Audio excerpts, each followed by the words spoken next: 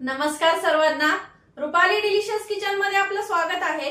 आज आपण मस्त अशी झणझणीत आणि चमचमीत मुगाची भाजी बघणार आहोत। अख्ख्या मुगाची भिजत न टाकता डायरेक्ट अशी करणार आहे, त्यामुळे व्हिडिओ स्किप न करता संपूर्ण बघा आणि रेसिपी आवडली तर व्हिडिओच्या शेवटी लाईक करायला विसरू नका। ज्यांनी सबस्क्राइब केलं नसेल त्यांनी प्लीज सबस्क्राइब करा आणि मला सपोर्ट करा आणि असेच मस्त छान छान व्हिडिओ बघत रहा। तर मग चला आता साहित्य बघूया आणि रेसिपीला सुरुवात करूया। तर आपण इथं साहित्य घेतलंय, 1 वाटी मूग घेतले।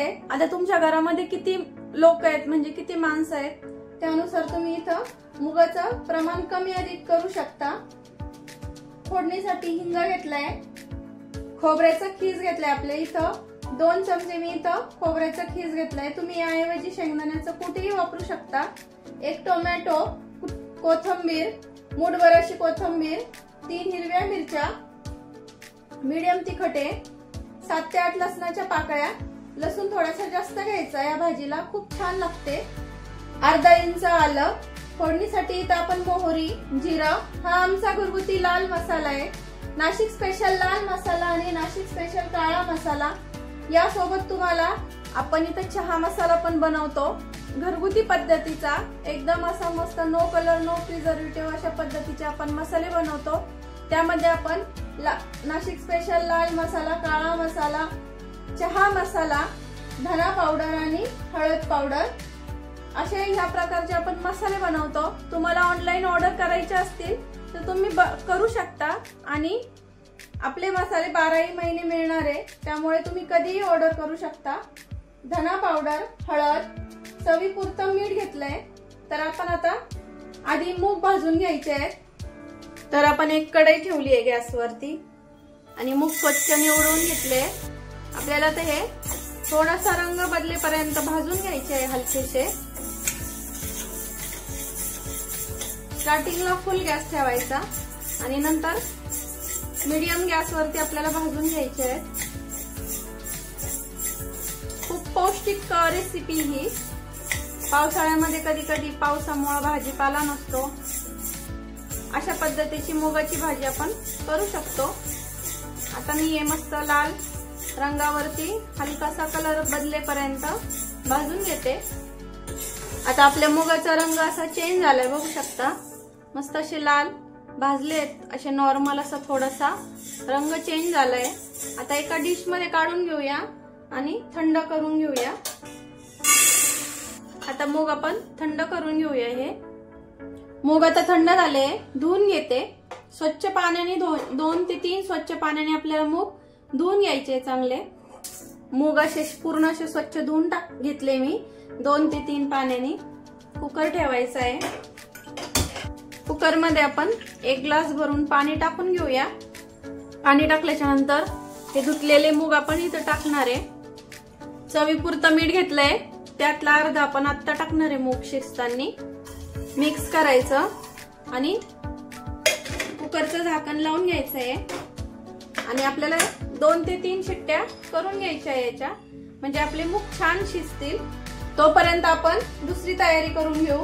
लसूण वगैरे ठेचून घ्यायचा, कोथिंबीर कट करायची, टोमॅटो कट करायचा, ते करून घेऊया तोपर्यंत। तर आलं लसूण ठेचून घेतलंय, हिरवी मिरची कट करून घेतलीये बारीक, टोमॅटो कट केलाय आणि कोथिंबीर पण इथं बारीक कट करून घेतलीये। आता फक्त आपली फोडणी द्यायची राहिलीये। आता कुकर थंड होतोय तोपर्यंत आपण वाट बघूया। तर आता मूग बघूया कसे शिजले हे।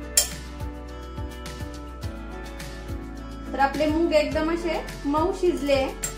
तर आपले असे मऊ मूग इथं शिजून तयार आहे। थोडेसे चमच्याने मॅश करून घ्यायचे आपल्याला, हे थोडेसे करायचे, खूप जास्त नाही करायचे, कारण आपण थोडीशी ग्रेव्हीचे करणार आहे, त्यामुळं थोडासा असा दाटसरपणा येतो। हे बघा असे। तर आता फोडणी देऊन घेऊया। कढई गरम करायला ठेवली आहे। कढईमध्ये आपण इथं 1 ते 1.5 पळी तेल टाकून घ्यायचं आहे। तेल तुम्ही कमी अधिक करू शकता। तेल गरम झालं की मोहरी टाकून घ्यायची आहे, पाव चमचा मोहरी छान तडतडू द्यायची आहे। मोहरी छान तडतडली की पाव चमचा जिरं टाकायचं आहे। जिरं छान फुललं की लसूण टाकायचा ठेचलेला आणि त्यासोबतच आपल्याला हिरवी मिरची कट करून घेतली ही पण टाकायची आहे। आता आपल्याला हिरवी मिरची आणि लसूण छान लाल रंगावरती येऊ द्यायचं आहे। आणि साहित्यात कढीपत्ता सांगायला विसरले, तर इथं कढीपत्ता पण टाकून घ्यायचा आहे। लसूण छान लाल रंगावरती आलाय, गॅस कमी करायचा। ठेचलेलं आलं टाकायचं इथं। आल्याचं थोडा कच्चेपणा जाईपर्यंत आपल्याला इथं परतून घ्यायचं आहे आलं। आणि चिमूटभर हिंग टाकायचं आहे। आता सुके मसाले टाकून घेऊया आपण। हा आमचा घरगुती लाल मसाला 1 चमचा टाकते, तुम्ही कमी अधिक करू शकता। धना पावडर पाव चमचा, हळद पाव चमच्यालाही कमी, कारण आमच्या मसाल्यामध्ये पण हळद आहे। आता हे मिक्स करूया आणि मसाले छान परतले तेलावरती, इथे टोमॅटो टाकायचा आहे आपल्याला आता बारीक कट करून घेतलेला। आता मसाल्यांमध्ये टोमॅटो थोडासा परतून घ्यायचा आहे 2 मिनिटसाठी। आता उरवलेले जे मीठ आहे ते इथं टाकून घेऊया, म्हणजे टोमॅटो पटकन परतेल, कारण आपण मूग शिजताना पण आधी मीठ टाकलंय त्यामुळं। टोमॅटो आपला 2 मिनिट छान परतलाय, खूप जास्त असा मॅश होईपर्यंत आपल्याला परतायचं नाही, म्हणजे गळेपर्यंत। इथं आपल्याला खोबरं टाकून घ्यायचंय। तुम्ही इथं सुक्या खोबऱ्याच्या ऐवजी ओलं खोबरं वापरू शकता। खोबरं पण आता परतून घेऊया।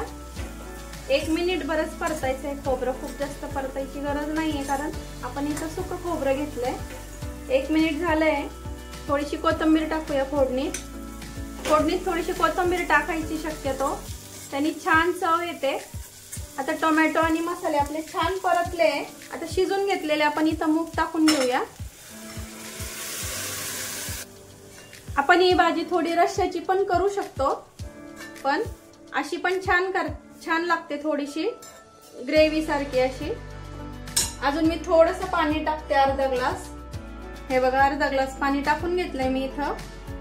आता इथं चेक करायचं तुम्ही मीठ कमी अधिक झालंय का काय, कारण आपण 2 वेळा मीठ टाकले त्यामुळं कमी अधिक होऊ शकतं, कमी होऊ शकतं थोडंसं, जास्त तर नाही होऊ शकत, आपल्याला अंदाज असतो त्यामुळं। आता ही भाजी आपल्याला 10 ते 15 मिनिटांसाठी छान अशी उकळून घ्यायची आहे। ही भाजी जेवढी उकळेल तेवढी छान लागते, त्यामुळे ही भाजी जास्तीत जास्त म्हणजे 10 ते 12 मिनिटं उकळवली तरी चालेल। आता मी 10 ते 12 मिनिट ही भाजी उकळून घेते। तर आपली भाजी तर 10 ते 12 मिनिट झाले, शिजली आहे। गॅस बंद करूया। हे बघा, एवढी अशी घट्टसर झाली आहे 10 ते 12 मिनिट शिजल्यानंतर। तुम्ही चपाती भाकरी बरोबर, भाताबरोबर, मस्त गरम गरम भात आणि त्यासोबत अशी मस्त भाजी, खूप छान लागते ही भाजी। तर मग आता सर्व करून घेऊया। तर मस्त अशी आपली मुगाची इथं भाजी तयार आहे। भाजीला काही सुचत नसेल, पटकन ही भाजी आपण करू शकतो आणि अगदी पौष्टिक आहे खायला, पोटाला हलकी असते पचायला। मस्त अशी साध्या सोप्या पद्धतीमध्ये आपण इथं ही भाजी केली आहे। खूप वाटण वगैरे करायची गरज नाही का काहीच नाही, अशा सोप्या पद्धतीमध्ये आपली इथं भाजी तयार आहे। तर मस्त साध्या सोप्या पद्धतीची रेसिपी, मुगाच्या भाजीची रेसिपी तुम्हाला कशी वाटली कमेंट मध्ये नक्की सांगा, आणि रेसिपी नक्की करून बघा आणि मला कमेंट मध्ये सांगा तुमची भाजी पण अशी छान झाली का ते। आणि याचा सुगंध एवढा छान येतोय ना, कारण आपण फोडणी एकदम अशी मस्त खमंग दिली आहे। अशा भाज्यांना फोडणे साध्या सोप्या ज्या पद्धतीच्या ज्या भाज्या असतात बिना वाटणाच्या, त्याला अशी थोडीशी मस्त अशी खमंग फोडणी द्यायची, त्यामुळे त्याची चव अशी दुप्पट होते। माझ्या सोप्या पद्धतीची अशी मस्त मुगाची भाजी आवडलीच असेल, त्यामुळे तुम्ही आता रेसिपीला व्हिडिओच्या शेवटी लाईक करा, आणि रेसिपी आवडली असेल तर लाईक शेअर सबस्क्राईब करायला विसरू नका। रेसिपी नक्की ट्राय करा, कारण घरचं जेवण हे खरंच स्वादिष्ट असतं। अशाच नवीन छान छान रेसिपींसोबत पुन्हा भेटूया, तोपर्यंत बाय बाय।